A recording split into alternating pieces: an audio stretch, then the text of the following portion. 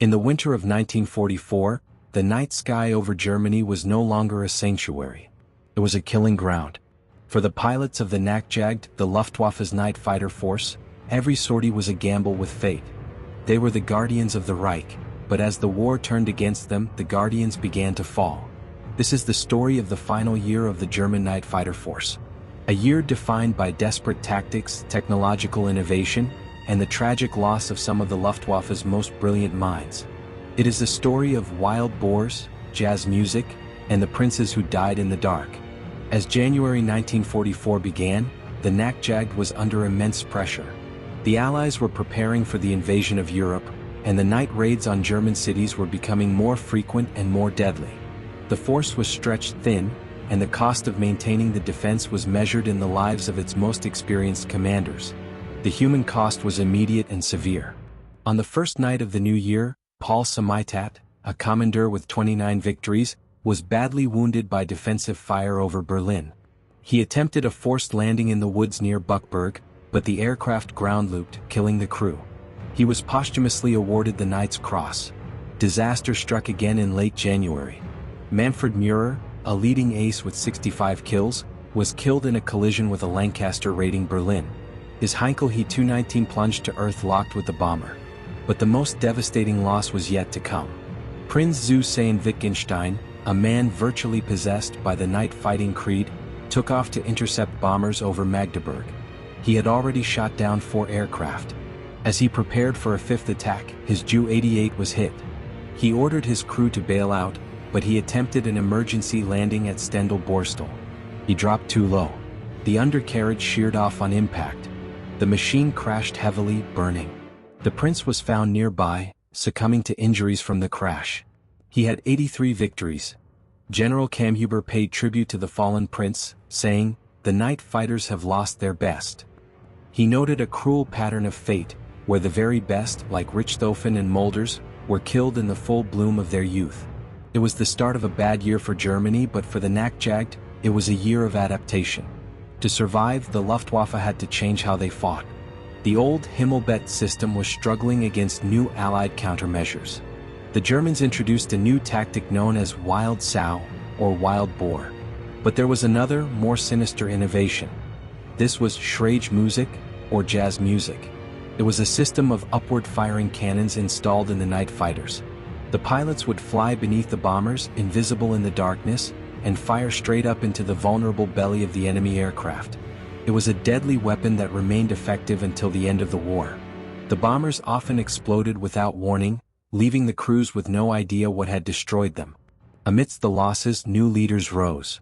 Hans-Joachim Jabs, who had reached 45 victories by January, was appointed Commodore of NJG-1. He replaced Werner Streibe, who had been promoted to Inspector der Nachtjagd. Streibe, a great ace, would no longer fly combat missions, but his influence on the force's development remained profound. Jabs himself faced danger not just from bombers, but from the skies above. In April 1944, flying a Bf-110 from Street Tron to Arnhem, Jabs encountered 8 Spitfires. Mistaking them for friendly aircraft in the cloud cover, he was forced to defend himself. He shot down 2 Spitfires, claiming his 46th and 47th victories, before his own aircraft was destroyed in a strafing attack. There was a strange human connection in this conflict. Years later, Jabs met the pilot who had led the attack, Geoffrey Page. Jabs told Page he had lost a side of bacon on board his aircraft. The following Christmas, a package of pork arrived at Jabs' home with a note from Page, apologizing for the loss. It was a small moment of humanity in a war of destruction. The technological race continued. The Heinkel He-219 was the only German night fighter capable of catching the British Mosquito. On the night of May 6, 1944, Oberleutnant Werner Backe caught a Mosquito at 26,000 feet. The He-219 could reach 41,000 feet, but the speed differential was tight. It was a match of high-altitude predators. But a new threat was emerging from the American side. On July 3, 1944, the first night mission by a 9th Air Force P-61 Black Widow unit was flown. Large, well-armed, and equipped with radar, the Black Widow represented a new generation of night fighting. It would be some time before they encountered German aircraft, but their presence signaled a shift in the balance of power. Despite the new threats, the Nachjagd still achieved moments of brilliance. On the night of March 30, 1944, the raid on Nuremberg became one of the RAF's most costly operations. 82 German aircraft were assembled at beacons in the path of the bomber stream. They downed most of the 95 bombers lost on the raid. It was a testament to the skill of the German controllers and pilots, even as the war turned against them.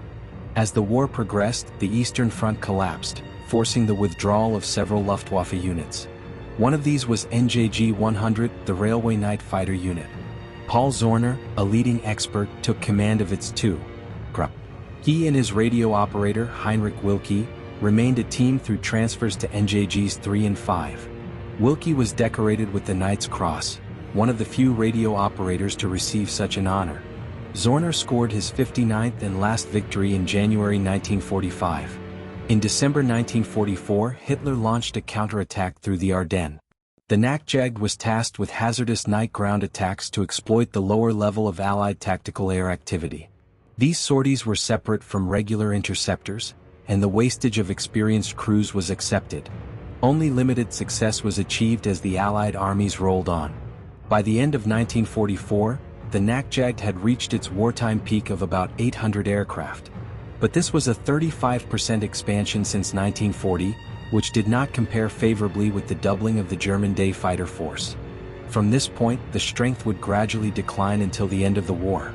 The night fighters had fought with courage and ingenuity. They developed new tactics, new aircraft, and new weapons. But they were fighting a war they could not win. The technology of the Allies was advancing faster than the resources of the Reich. In the end, the Schrage Musik could not save the Reich. The Wild Sow could not stop the invasion. The night sky, once the domain of the German defenders, became the highway for the Allied bombers. The war ended not with a bang, but with the silence of a force that had fought until the very last moment.